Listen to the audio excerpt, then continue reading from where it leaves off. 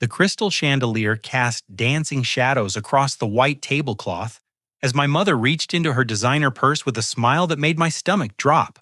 We were sitting in Chez Laurent, the kind of upscale Palo Alto restaurant where Stanford families celebrate graduations with $100 bottles of wine. My father Richard adjusted his silk tie. My sister Amanda positioned her phone for the perfect angle, and my mother Patricia pulled out an envelope with my name written in elegant script.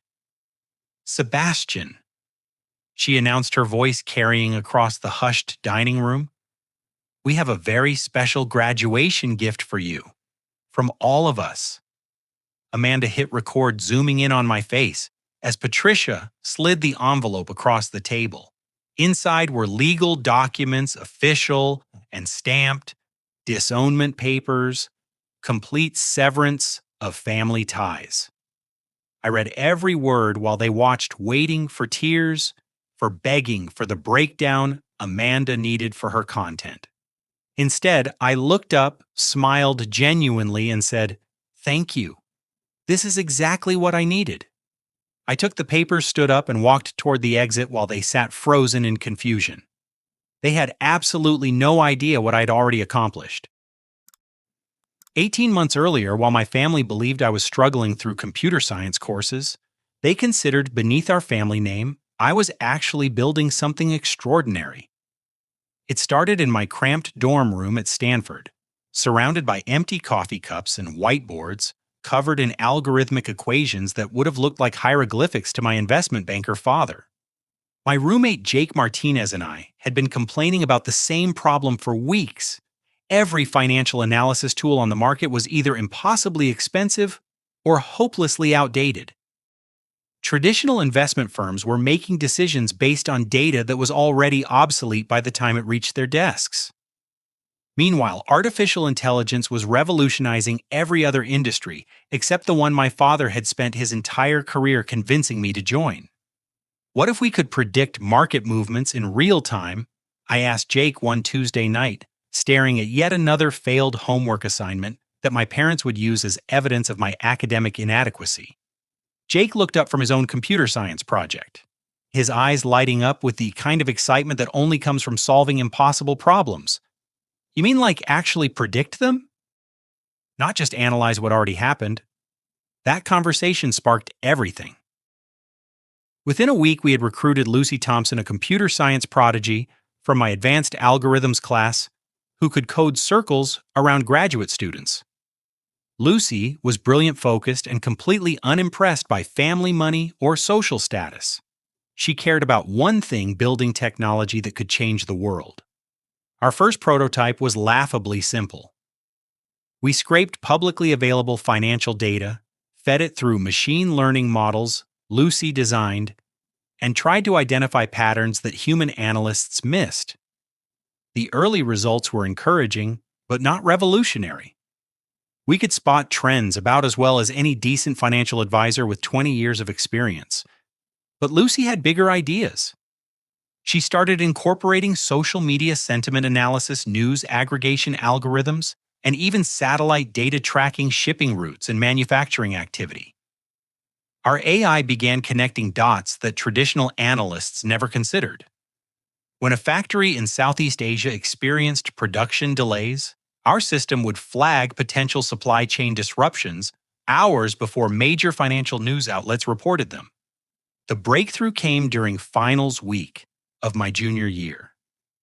Our AI correctly predicted a significant drop in a major technology stock 3 days before the company announced disappointing earnings. Then it happened again with a pharmaceutical company, and again with an energy corporation. Jake and I were studying for our operating systems final when Lucy burst into our room, laptop in hand, practically vibrating with excitement. "Guys, you need to see this," she said, setting her computer on my desk. The screen showed our dashboard tracking 17 different market sectors. Green arrows indicated predicted growth, red arrows showed anticipated declines, and yellow signals warned of volatility.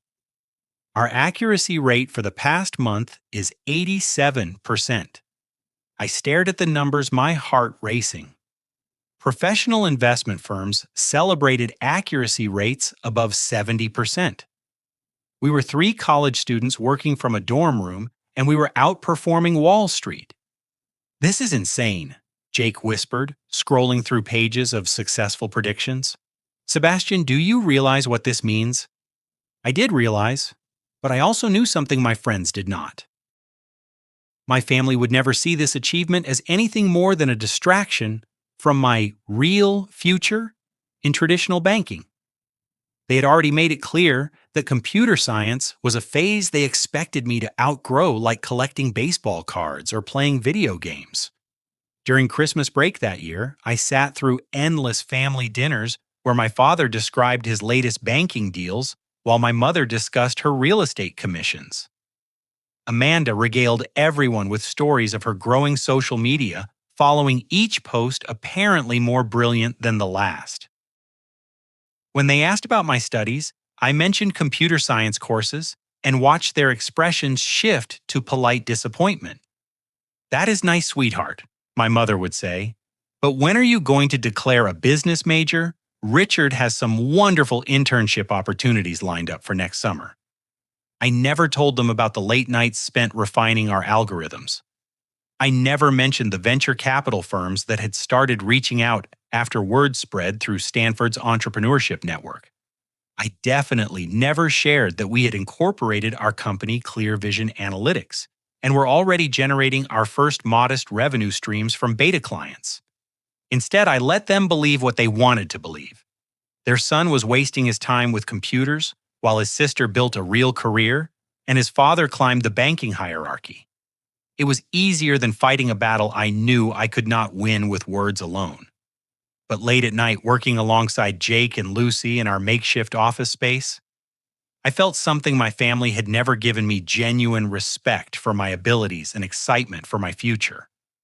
These friends saw potential where my blood relatives saw only disappointment.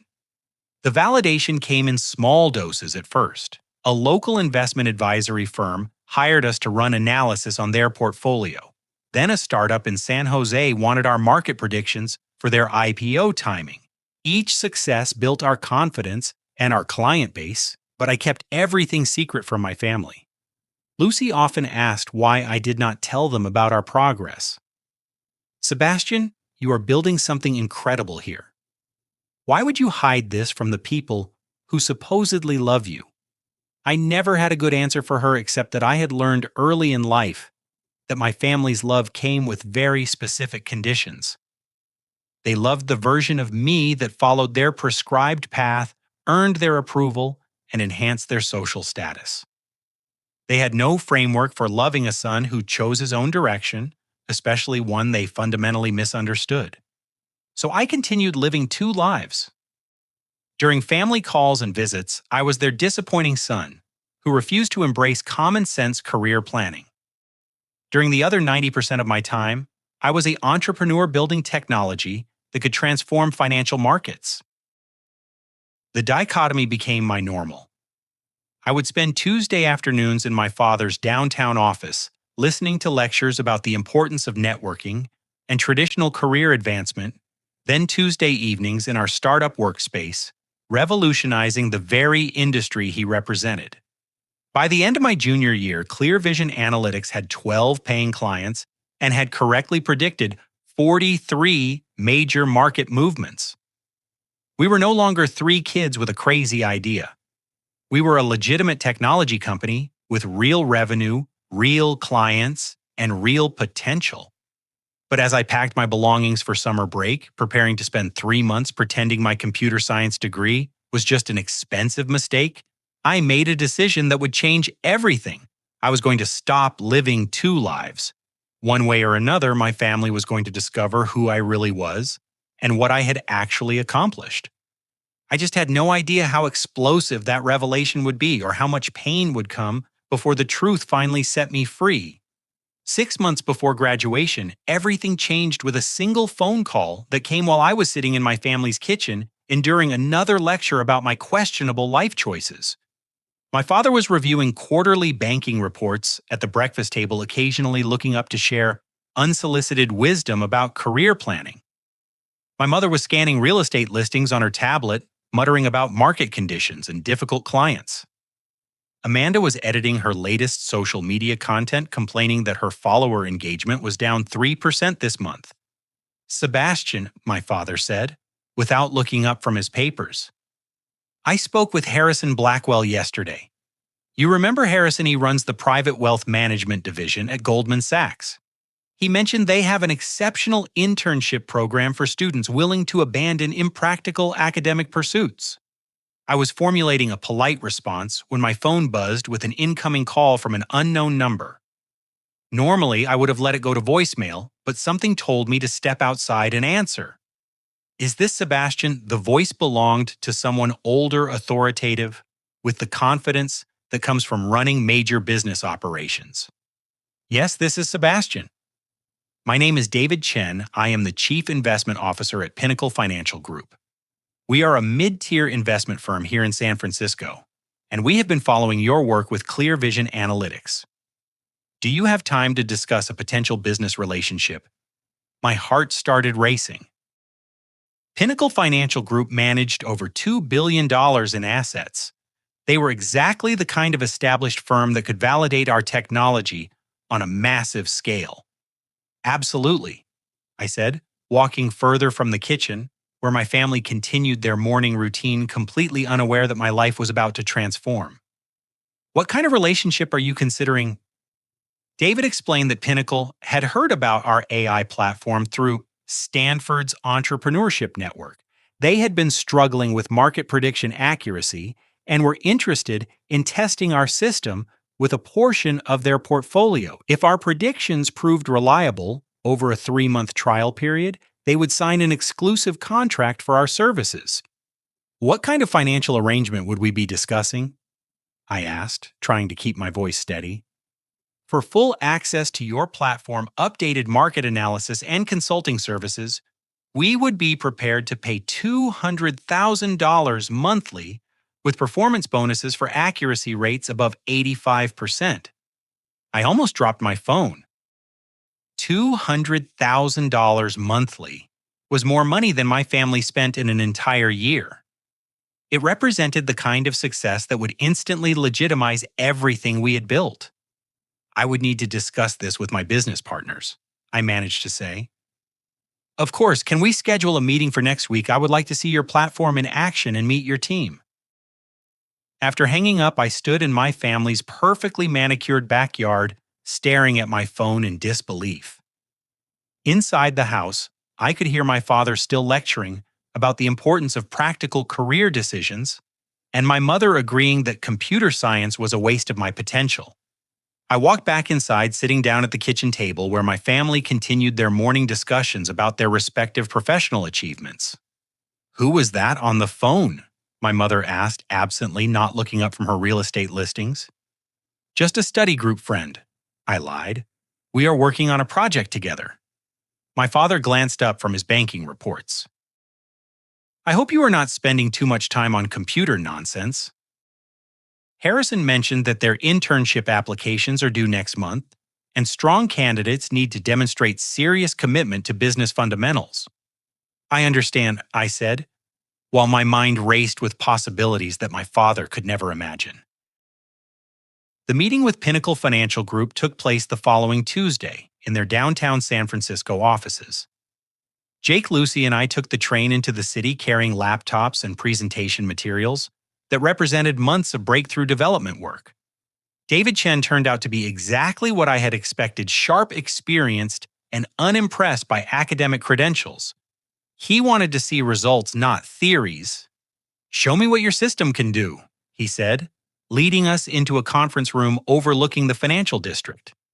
Lucy connected her laptop to their presentation system and brought up our real-time market analysis dashboard. The screen filled with data streams from hundreds of sources, stock prices, social media sentiment news aggregation, economic indicators, and the proprietary algorithms that connected everything together. "This is live data, naman bidding to T," Lucy explained, highlighting specific market sectors. Our AI is currently tracking potential volatility in 3 areas: energy futures, pharmaceutical stocks, and emerging market currencies. David leaned forward, studying the predictions our system had generated. These energy futures, you are predicting a significant price increase within the next 72 hours. Based on supply chain disruptions in the Gulf Coast region, combined with unexpected demand from European markets, Jake confirmed. Our confidence level is 91%. For the next 2 hours, we walked Pinnacle's entire investment team through our platform. We showed them historical accuracy rates, explained our data collection methodology, and demonstrated how our AI adapted to changing market conditions in real time. The pharmaceutical prediction proved accurate within 24 hours.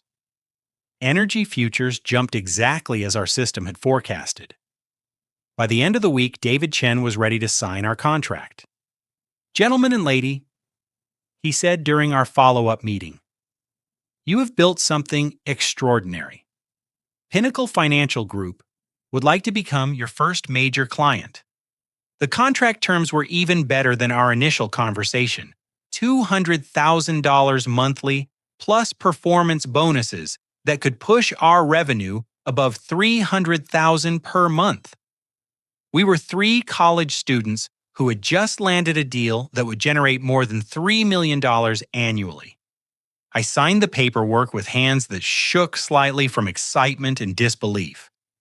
Lucy and Jake were grinning like kids who had just won the lottery, because in many ways we had. But the strangest part was returning home that evening, to my family's house, where dinner conversation revolved around my mother's latest real estate commission and my father's frustration with junior analysts at his bank. "How was your day, sweetheart?" my mother asked, serving me a plate of salmon and asparagus. "Pretty good, I replied.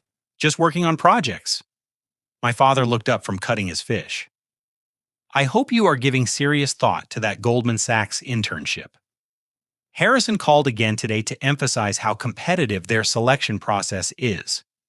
"I will definitely consider it," I said, while mentally calculating that our Pinnacle contract would earn more money in 1 month than that internship would pay in an entire year. Amanda was live streaming her dinner experience, explaining her sophisticated palate to her followers while complaining about how difficult it was to maintain her content quality standards. "Sebastian never does anything interesting enough to post about," she mentioned to her phone camera, angling it to capture my plain expression. "Some people just are not built for dynamic lifestyles."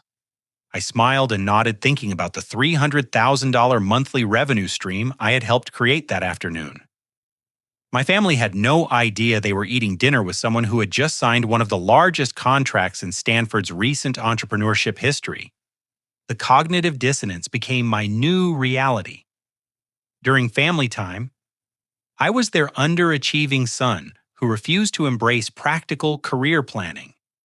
During the rest of my life, I was the co-founder of a technology company that was revolutionizing financial analysis for major investment firms. But I was learning something important about success and family dynamics. Achievement that your family refuses to acknowledge feels hollow in ways that surprised me. I had everything I thought I wanted: financial independence, professional validation, and proof that my unconventional path was correct. Yet sitting at my family's dinner table, pretending to be someone I was not, felt more isolating than ever. Lucy noticed the contradiction first. "Sebastian, you seem miserable for someone who just signed the deal of a lifetime. What is going on?" I tried to explain the complexity of maintaining relationships with people who fundamentally misunderstood and undervalued everything I cared about. But even talking about it felt like a betrayal of family loyalty. "Maybe they would surprise you," Jake suggested. "Maybe if you showed them what we have built, they would realize how wrong they have been." I wanted to believe that was possible. But I had spent 24 years learning how my family operated, and I knew that changing their minds would require more than just presenting evidence of my success. It would require them to admit they had been wrong about me from the beginning. And that was something I was not sure they were capable of doing, regardless of how much money Clear Vision Analytics generated or how many major clients we signed. 2 months before graduation, I was sitting in advanced database systems when my phone vibrated with a call from an unknown California number. Professor Williams was explaining indexing algorithms to a half-empty classroom. Most students focused on their laptops instead of the lecture. Sebastian, this is Michael Harrison, Chief Executive Officer of Technova Industries. Do you have a moment to speak privately? I quietly gathered my materials and stepped into the hallway, my heart pounding. Technova Industries was a Fortune 500 company specializing in artificial intelligence applications for financial services. Their annual revenue exceeded $4 billion. Mr. Harrison, thank you for calling. How can I help you? I would like to discuss acquiring Clear Vision Analytics. When would be convenient for you to meet in person? I can fly to Stanford this week if necessary. The words hit me like a physical blow. Acquisition. One of the largest technology companies in America wanted to buy our startup. I leaned against the corridor wall, trying to process what I had just heard. What kind of acquisition are we discussing? I managed to ask. Full purchase of your platform, technology, and team. Based on our preliminary analysis, we are prepared to offer $15 million plus 5-year consulting contracts for all 3 founders. Can we schedule a meeting to discuss details? $15 million. I had been celebrating our $200,000 monthly revenue from Pinnacle Financial Group, and Technova was offering to pay us 75 times that amount up front. I would need to discuss this with my business partners, I said, though my brain was still catching up to reality. Absolutely. How about Friday afternoon at 2 o'clock? I can meet you anywhere on campus that works for your schedule. After hanging up, I stood in the empty hallway for several minutes, staring at my phone and trying to convince myself that conversation had actually happened. Students walked past me heading to their next classes, completely unaware that their classmate had just received a life-changing phone call. I called Jake and Lucy immediately. We met at our usual coffee shop off campus, finding a corner table where we could speak privately. $15 million. Lucy whispered, her coffee cup suspended halfway to her mouth. Sebastian, are you absolutely sure that is what he said? Plus consulting contracts, I confirmed. Technova wants to integrate our AI platform into their existing financial services division. Jake was already researching Technova on his phone, scrolling through their corporate information and recent acquisitions. These guys are legitimate. They bought 3 other AI startups last year, and every founder became a multi-millionaire overnight. The magnitude of the opportunity was staggering. $15 million split 3 ways meant each of us would receive $5 million before our 25th birthdays. The consulting contracts would provide additional income and the chance to work with cutting-edge technology at an enterprise scale. But there was another dimension to consider my family. That evening, I sat through another dinner where my father lectured about the importance of traditional career paths, while my mother agreed that computer science was an impractical field with limited earning potential. Sebastian, I had lunch with Harrison Blackwell again today, my father announced while carving his steak. He mentioned that Goldman Sachs is particularly interested in candidates who can demonstrate maturity by abandoning frivolous academic pursuits. The financial services industry rewards people who make practical decisions. That sounds very reasonable. I replied, thinking about the $15 million acquisition offer sitting in my email inbox. My mother nodded approvingly. Your father and I have been discussing your situation, sweetheart. We think you should seriously consider transferring to the business school for your final semester. It is not too late to graduate with a degree that employers actually respect. Amanda looked up from her phone where she was editing content for her social media channels. I was just talking to my followers about family success stories. It would be so much easier to promote our family brand if Sebastian would stop embarrassing us with his computer obsession. I excused myself early that evening, claiming I needed to study for upcoming finals. In reality, I needed space to think about the surreal contrast between my family's perception of my life and the actual opportunities that were materializing around me. The meeting with Michael Harrison took place in a private conference room at the Stanford Faculty Club. Harrison turned out to be younger than I had expected, probably in his early 40s, with the kind of confident demeanor that comes from building successful companies from the ground up. "Gentleman, Lucy." He began spreading financial documents across the mahogany table. "Let me explain why Technova is interested in clear vision analytics." For the next hour, Harrison walked us through Technova's strategic plans for expanding their artificial intelligence capabilities. They had identified financial market prediction as a critical growth area, but their internal development efforts had stalled. Our platform solved problems they had been working on for 2 years. "Your technology is exactly what we need, and your team has the expertise to integrate it into our existing infrastructure," Harrison explained. "This acquisition would accelerate our market timeline by at least 18 months. The financial terms were even more attractive than the initial phone conversation had suggested. $15 million upfront, with each founder receiving $5 million immediately upon closing. 5-year consulting contracts worth an additional $2 million per person. Stock options in Technova that could potentially double our compensation if the company continued growing at its current rate." "What kind of timeline are we considering?" Lucy asked, her business instincts taking over despite the overwhelming numbers we were discussing. "We would like to announce the acquisition within 6 weeks, ideally before your graduation ceremony. The timing would be perfect for a press conference showcasing Technova's commitment to emerging talent and breakthrough technology."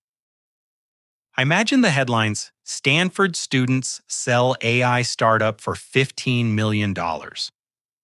My family would learn about my success the same way the rest of the world did, through news coverage of an acquisition they never saw coming.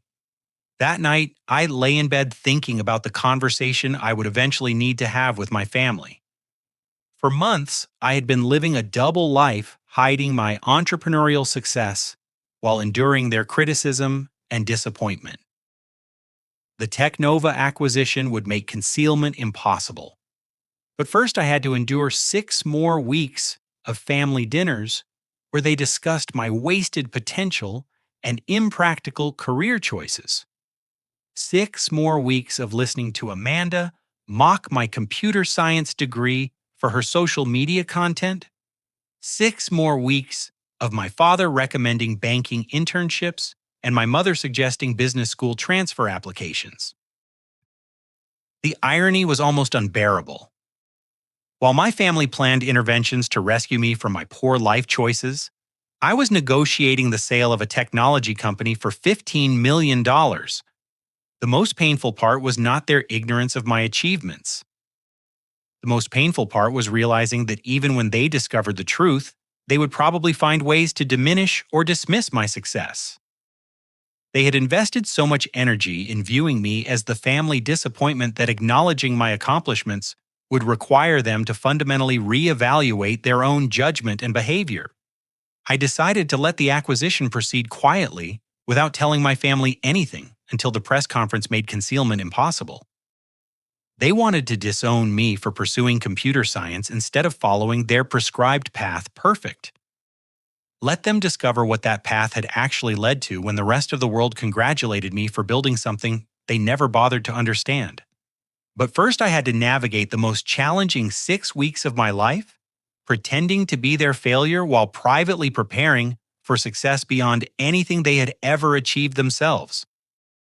Graduation morning began with my family arriving 40 minutes late to our planned breakfast, complaining about traffic, parking costs, and the general inconvenience of traveling to Stanford for what my mother called a ceremony celebrating Sebastian's questionable academic choices. I was waiting in the hotel lobby wearing my graduation cap and gown, watching other families take proud photos with their graduating children. Parents held flowers, grandparents wiped away tears of joy, and siblings competed to post the most celebratory social media content about their accomplished family members.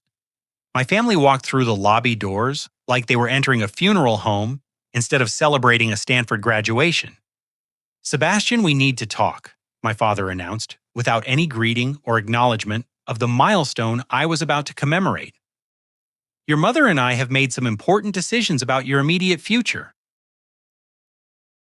We sat at a corner table in the hotel restaurant surrounded by other families sharing graduation breakfast celebrations. At the table next to us, parents were discussing their daughter's job offer from Google. Behind us, grandparents were planning a celebration dinner for their grandson, who had been accepted to Harvard Medical School. "We are not attending your graduation ceremony," my mother informed me, cutting her eggs. Benedict with a surgical precision. "Frankly, we are too embarrassed to watch you receive a degree in computer science." What would we tell our friends? How would we explain that our son wasted 4 years studying something so impractical? Amanda was live streaming our conversation for her social media followers, providing commentary about tough love parenting, and holding family members accountable for poor decisions. Her phone was positioned to capture my facial expressions, while she narrated my supposed character flaws to her audience. "Instead, my father continued. "We are going to spend the day planning your intervention. We have scheduled meetings with career counselors, academic advisors, and financial planners who can help you understand the gravity of your situation." I sat quietly eating my pancakes while they explained how disappointed they were in my choices and how much work it would take to repair the damage I had caused to my own future. "The good news," my mother added, "is that it is not too late.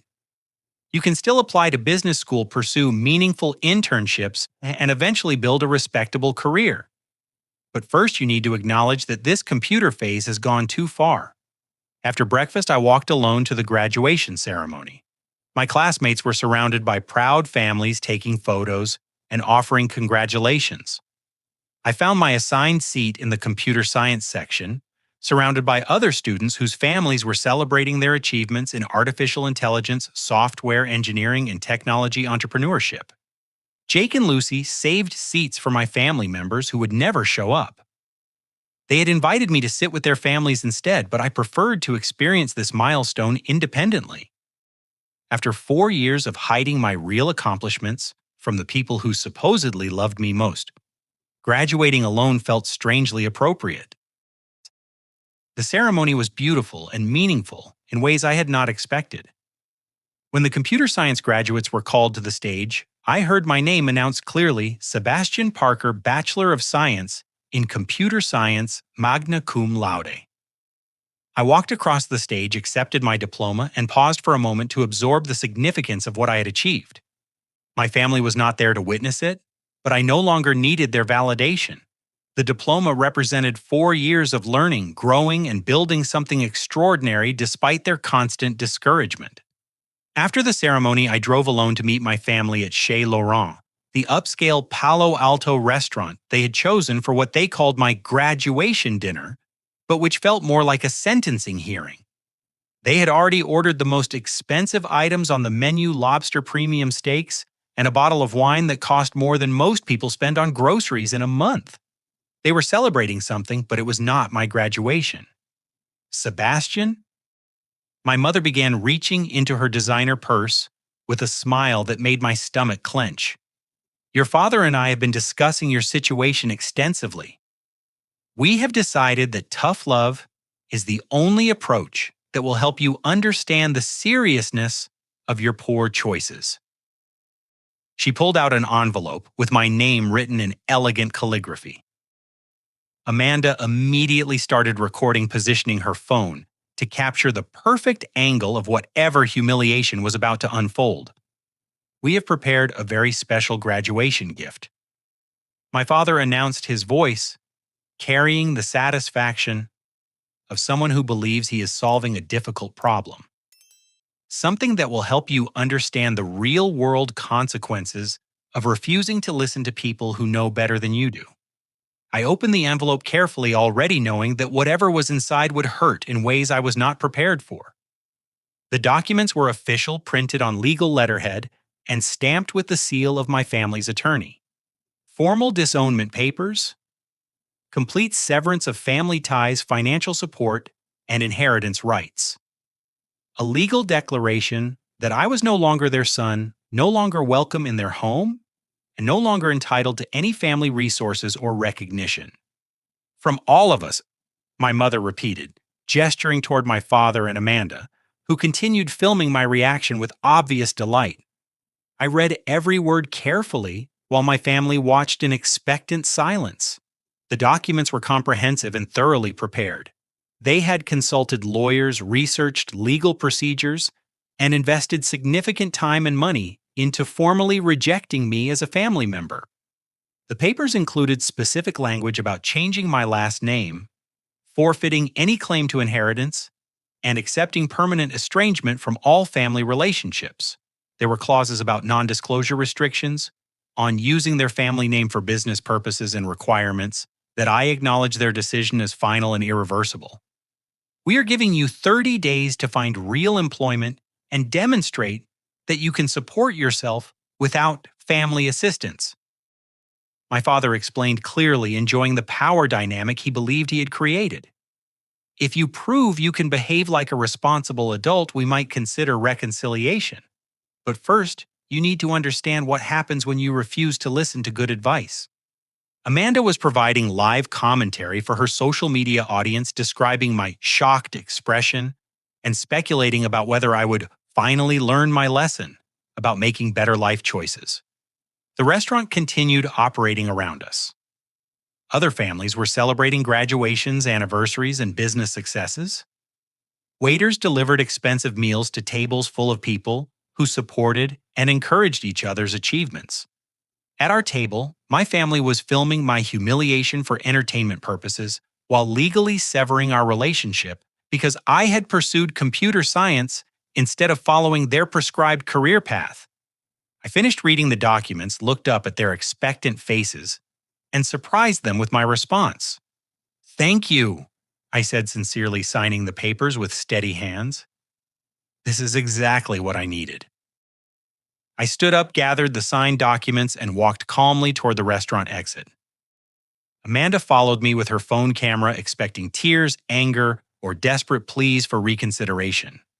Instead, I got into my Honda Civic and drove away while they sat at their expensive table, confusion, replacing the satisfaction they had expected to feel. As I pulled out of the restaurant parking lot, my phone buzzed with a text message from Michael Harrison at Technova Industries. "Acquisition approved by Board of Directors. Press conference tomorrow at 2 p.m. Congratulations on your graduation and your upcoming success." My family had just disowned me for being a failure at the exact moment I was about to become one of the youngest successful entrepreneurs in Silicon Valley history. The irony was so perfect that I started laughing, and I could not stop until I reached my apartment, where Jake and Lucy were waiting with champagne to celebrate both my graduation and our impending acquisition announcement. Tomorrow, the world would learn who I really was and what I had actually accomplished. Tonight, I was finally free to stop pretending to be someone else for people who had never bothered to discover who I actually was. The next morning, I woke up in my modest apartment, feeling lighter than I had in months. For the first time in years, I did not have to pretend to be someone I was not for my family's benefit. The disownment papers they had forced me to sign had liberated me from a relationship that had become toxic and unsustainable. I dressed carefully for the Technova press conference, choosing my only good suit and the tie I had worn to job interviews I never actually needed. Jake picked me up in his equally modest sedan, and we drove to Lucy's apartment to collect her before heading to downtown San Francisco. "Are you nervous?" Lucy asked as we navigated morning traffic toward Technova's headquarters. "Strangely, no," I replied, watching the city skyline grow larger through the windshield. Yesterday was the worst day of my life and also somehow the best. Everything feels different now. Technova's building occupied an entire block in the financial district, gleaming glass and steel, rising 30 floors above the busy sidewalks. We parked in the visitor garage and took the elevator to the 28th floor, where Michael Harrison's assistant met us in the reception area. "The media room is set up and ready," she explained, leading us through corridors lined with awards and photographs celebrating Technova's various business achievements. "We have reporters from TechCrunch, Wall Street Journal, San Francisco Chronicle, and several local television stations. The media room was larger than I had expected, with professional lighting, multiple cameras, and about 40 journalists holding notebooks and recording devices. A podium stood at the front of the room, flanked by large screens displaying the Technova corporate logo. Michael Harrison greeted us near the back of the room, shaking hands with each founder while explaining the planned program. I will provide a brief overview of the acquisition, then introduce your team to discuss Clear Vision Analytics and answer questions about your technology, he said. This is your moment to shine. Tell them what you have built and why it matters. At exactly 2:00, Harrison stepped to the podium and addressed the assembled media representatives. Ladies and gentlemen, thank you for joining us today. Technova Industries is pleased to announce our acquisition of Clear Vision Analytics, a revolutionary artificial intelligence platform developed by 3 exceptional Stanford University students. He explained Technova's strategic vision for expanding their financial technology capabilities and described our AI system's unique ability to predict market movements with unprecedented accuracy. Please welcome Sebastian Parker, Jake Martinez, and Lucy Thompson, the brilliant founders of Clear Vision Analytics. I approached the podium with Jake and Lucy flanking me on either side. The room was quiet except for the clicking of cameras and the soft hum of recording equipment. Thank you, Mr. Harrison. I began looking out at the audience of journalists who would soon transform this announcement into news coverage reaching millions of people. 18 months ago, my co-founders and I started Clear Vision Analytics in our Stanford dormitory because we believed artificial intelligence could revolutionize financial market analysis.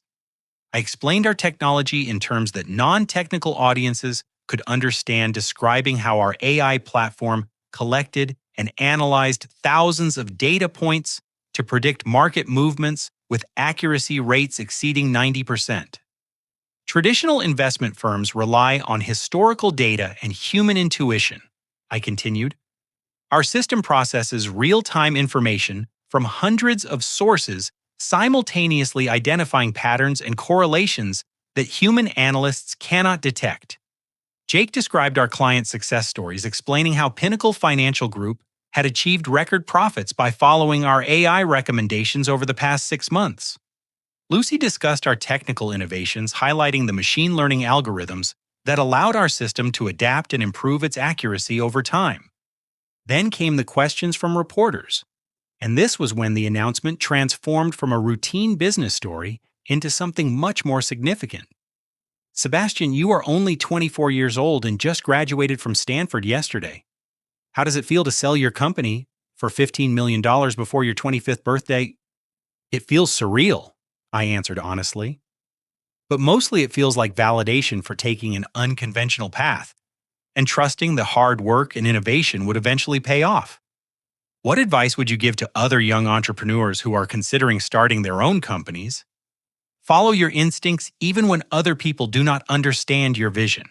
Sometimes, the best opportunities come from solving problems that established institutions have overlooked. Do you plan to continue working in artificial intelligence and financial technology? Absolutely. This acquisition gives us resources and support to develop even more advanced solutions. We are just getting started. A reporter from the San Francisco Chronicle asked about my background and family support system. Sebastian, many successful entrepreneurs credit their families for encouraging their ambitions. Who has been most supportive of your journey?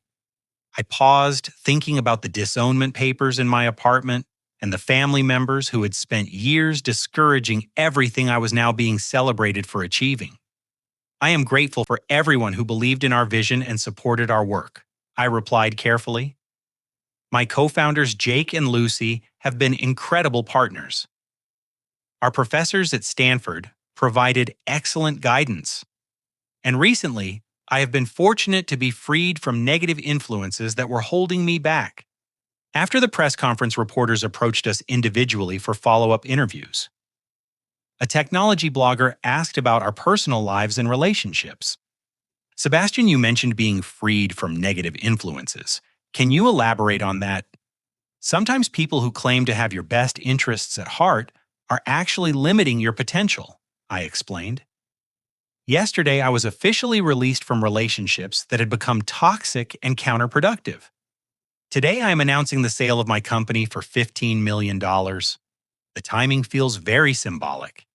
Meanwhile, 15 miles away in Palo Alto, my family was having lunch at their country club, completely unaware that their disowned son was becoming headline news across Silicon Valley. They had no idea that within hours, their friends, neighbors, and business colleagues would be calling to congratulate them on raising such a successful entrepreneur. They had no idea that the son they had rejected for pursuing computer science was about to become one of the most talked about young business leaders in the San Francisco Bay Area.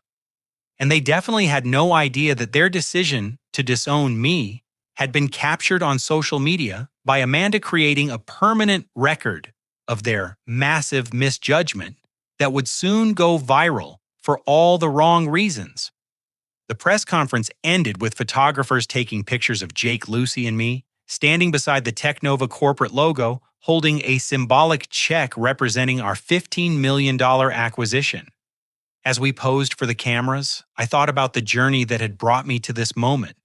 The late nights developing our technology, the months of hiding our success from people who refused to understand it, and finally the liberation of being disowned by family members who had never bothered to discover who I really was or what I was capable of achieving. Tomorrow the world would know my story. Tonight I was going to celebrate with the people who had always believed in me, while my former family slowly realized the magnitude of their mistake. By 6 o'clock that evening, my family's world had completely collapsed. The Technova press conference had been covered by every major technology publication, 3 local television stations, and multiple business news websites. Social media was buzzing with coverage of the Stanford student millionaires, who had sold their artificial intelligence startup for $15 million. My father was in his downtown office when his assistant knocked on his door with unusual urgency. "Mr. Parker, I have Harrison Blackwell from Goldman Sachs holding on line 2. He sounds very excited about something." Richard picked up the phone expecting to discuss the internship opportunity he had been arranging for his disappointing son. "Richard, congratulations!" Harrison's voice boomed through the speaker. "I just saw the news about Sebastian's company. $15 million. You must be incredibly proud. How did you manage to raise such a brilliant entrepreneur?" My father stared at his computer screen in confusion, then frantically searched for news coverage containing my name. The headlines hit him like physical blows. "Stanford students sell AI startup for $15 million. Clear Vision Analytics acquired by Technova Industries. 24-year-old entrepreneur becomes overnight millionaire." Every article featured photographs of Jake, Lucy, and me standing beside Technova executives celebrating the acquisition of a technology company my family had never heard of. "Harrison, I need to call you back," my father mumbled, hanging up and immediately dialing my mother's number. My mother was showing houses to potential clients when her phone started buzzing with calls from neighbors, friends, and business associates. She ignored the first few calls, focusing on her presentation about property values and neighborhood amenities. But when her phone rang for the 8th time in 15 minutes, she excused herself and answered. "Patricia, this is Margaret from the country club. I just saw the most amazing news about Sebastian, $15 million. You must be absolutely thrilled." My mother had no idea what Margaret was talking about, but the excitement in her voice suggested something significant had happened. She quickly ended her client meeting and drove home, calling my father on the way. "Richard, what is everyone talking about? People keep congratulating me about Sebastian, but I have no idea why." "You need to get home immediately. We have a serious problem." They met in their living room, laptops open, scrolling through dozens of news articles describing my entrepreneurial success. The coverage was overwhelmingly positive, portraying me as a brilliant young innovator who had revolutionized artificial intelligence applications in financial services. But there was another problem that made their situation infinitely worse: Amanda's social media content. For months, Amanda had been creating posts that mocked my computer science studies, calling me the family disappointment and describing my career choice as delusional basement dwelling. She had filmed TikTok videos making fun of techies who think they are changing the world while clearly referring to her brother. Most devastatingly, she had live-streamed our graduation dinner, capturing the moment when our parents presented me with disownment papers. The video showed my calm reaction, their shocked expressions, when I thanked them and my dignified exit from the restaurant. Within hours of the Technova press conference, Amanda's followers had connected the dots. The brother she had been mocking for months was the same Sebastian Parker who had just sold his company for $15 million. The comments on her videos were brutal. "Wait, you disowned your brother for being successful. He just became a millionaire, and you filmed yourself making fun of him. Your family looks incredibly stupid right now. Sebastian seems like the only smart person in your family." Amanda tried deleting her most embarrassing posts, but screenshots had already been captured and shared across multiple platforms. The video of our parents presenting disownment papers was spreading rapidly, with viewers expressing shock and disgust at my family's treatment of their successful son. By evening, my father's banking colleagues were asking uncomfortable questions about his judgment and character. If he could not recognize his own son's exceptional abilities, how could clients trust him to manage their investments? My mother's real estate clients began canceling appointments, questioning whether someone with such poor family judgment could provide reliable property advice. Amanda's social media career was imploding. Followers were abandoning her accounts, brands were canceling sponsorship deals, and her content was being ridiculed across the internet. Desperate for damage control, they hired a public relations firm to manage the crisis. "The situation is quite serious," their publicist explained during an emergency meeting. "Your family is being portrayed as people who rejected success, mocked achievement, and chose social status over supporting your son's innovations. The optics are terrible." Meanwhile, they discovered that I had blocked their phone numbers, email addresses, and social media accounts. Their attempts to reach me through mutual friends were unsuccessful because I had no mutual friends with them. Our social circles had never overlapped. They tried contacting Technova Industries directly, hoping to reach me through corporate channels. "I am sorry, but Mr. Parker has specifically requested that we not provide his contact information to family members," Michael Harrison's assistant informed them politely. "He mentioned that he has been legally disowned and prefers to maintain that separation." Their lawyer delivered even worse news. The disownment papers they had forced me to sign were legally binding and irreversible. They had permanently severed our family relationship at the exact moment I was about to become one of the most successful young entrepreneurs in Silicon Valley. "You cannot simply change your minds because his circumstances have improved," their attorney explained. "Legal disownment is a serious action with permanent consequences. Sebastian is no longer your son in any legal sense." 3 weeks after the press conference, their country club membership was suspended pending a character review. Other members had complained that my family's treatment of their successful son reflected poorly on the club's values and reputation. My father's promotion at the bank was postponed indefinitely while management evaluated whether the negative publicity surrounding his family would damage client relationships. My mother lost her 3 largest real estate clients, who explicitly stated they could not trust someone who had such poor judgment about her own family members. Amanda's influencer career never recovered.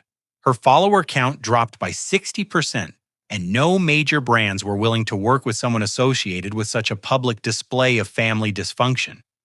But the most painful consequence was realizing that I had built an extraordinary life without them, surrounded by people who genuinely supported my ambitions and celebrated my achievements. Lucy and I had started dating, and their relationship was featured in several business publications as a Silicon Valley power couple. Jake had launched his own consulting firm and was already working with major technology companies. We had moved on, completely building successful careers and meaningful relationships with people who understood and appreciated what we had accomplished. My family, meanwhile, was dealing with the long-term consequences of choosing status and conformity over supporting their son's innovative vision. They had disowned a multimillionaire entrepreneur for being too creative and ambitious for their narrow definition of acceptable success. And now they had to live with that decision for the rest of their lives while watching me thrive without them. 3 months later, I was sitting in my new corner office at Technova Industries overlooking San Francisco Bay when my assistant informed me that my former family had requested a meeting. "They are in the lobby," she said carefully. "Should I tell them you are unavailable?" I had not spoken to Richard, Patricia, or Amanda since signing their disownment papers at that Palo Alto restaurant.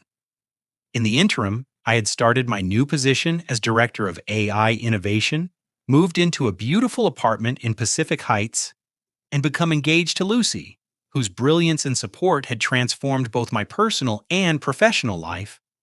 Send them up, Saniha, I decided. It is time to finish this conversation. 5 minutes later, they entered my office looking smaller and more defeated than I had ever seen them. My father's confident demeanor was gone, replaced by nervous uncertainty. My mother appeared fragile and anxious, constantly adjusting her purse and avoiding eye contact. Amanda looked miserable, her social media career destroyed, and her reputation permanently damaged. "Sebastian," my father began hesitantly, "we owe you an enormous apology." I gestured toward the chairs facing my desk, maintaining the professional courtesy I would show any visitors, but nothing more personal than that. "What can I do for you today?" I asked, using the same tone I used with potential business partners. My mother started crying immediately. "We made a terrible mistake. We were wrong about everything. Your computer science degree, your startup, your intelligence, your potential. We should have supported you instead of fighting against you."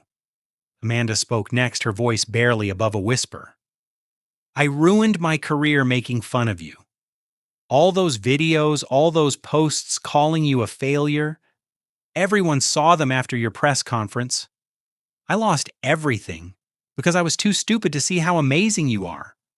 My father pulled out a folder containing legal documents. "We tried to reverse the disownment papers, but our lawyer said they are permanent. We cannot undo what we did to you legally." "That is correct," I confirmed. "You chose to sever our family relationship permanently. That decision has legal consequences that cannot be reversed simply because my circumstances have improved." "We know that," my mother said through her tears. "But we were hoping you might consider some kind of personal reconciliation. We realize now how wrong we were about everything." I leaned back in my executive chair looking at these three people who had spent years undermining my confidence and rejecting my ambitions. "Let me make sure I understand correctly," I said slowly. "When you believed I was a failure, you wanted to disown me publicly and permanently. Now that you have discovered I am successful, you want to reconcile privately and selectively. Is that an accurate summary?" My father nodded miserably. "We understand how that sounds, but we genuinely did not realize what you were accomplishing. If we had known about your company, about your success, we never would have—" "You never would have what?" I interrupted. "Supported my dreams, encouraged my ambitions, celebrated my achievements.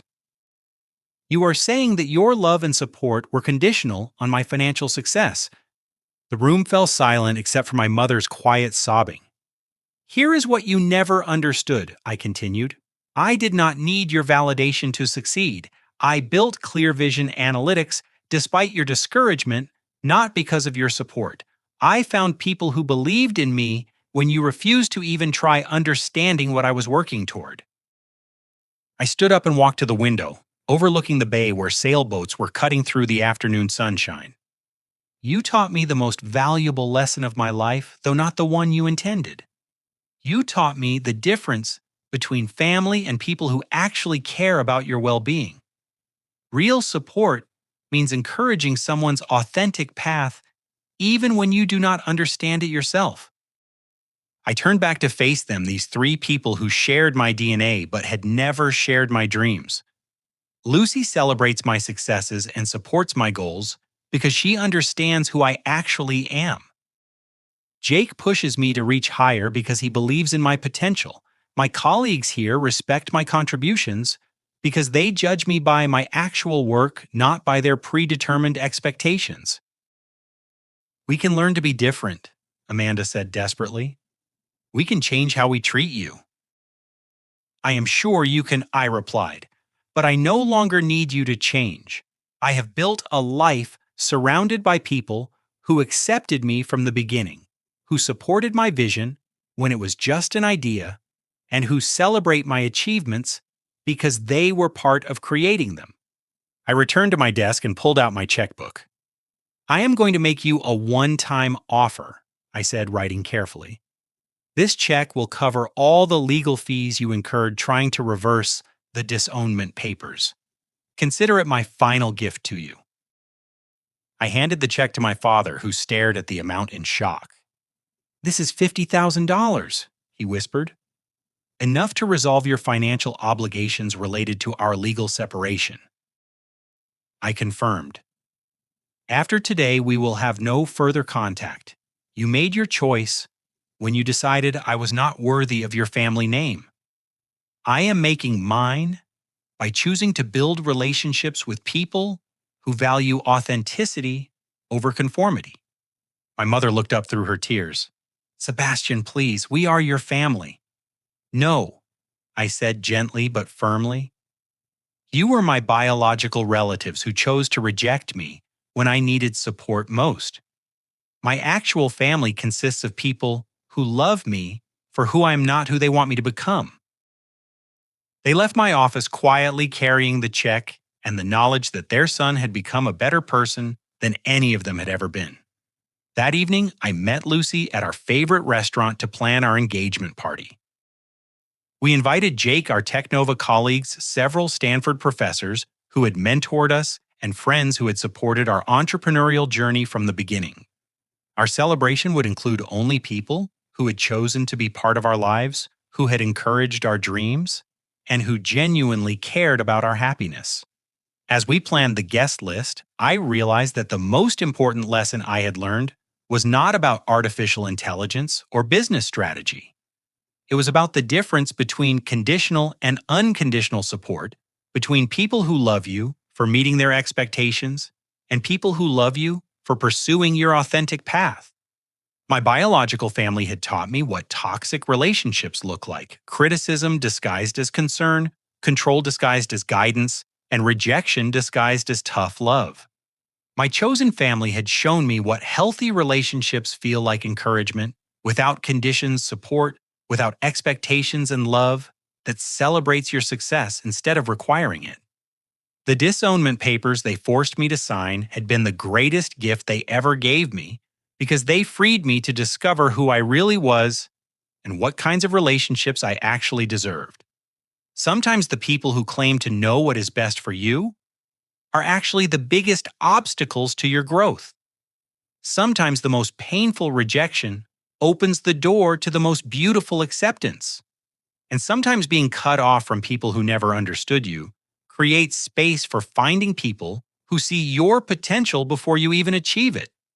That is the kind of family worth building and the kind of love worth waiting for. Now I want to hear from you. Have you ever had to choose between family approval and following your authentic path? How did you handle relationships with people who could not see your potential or support your dreams? Share your story in the comments below and let me know if this resonated with your own experiences of finding your true tribe.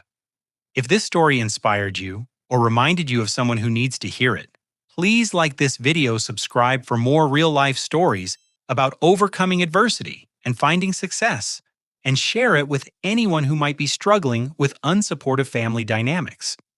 Thank you for listening to my journey, and remember that your worth is not determined by other people's ability to recognize it. Sometimes the best thing that can happen is being freed from relationships that were holding you back because it creates space for connections that will help you soar. Keep believing in yourself, keep building your dreams, and never let anyone convince you that their limitations should become yours.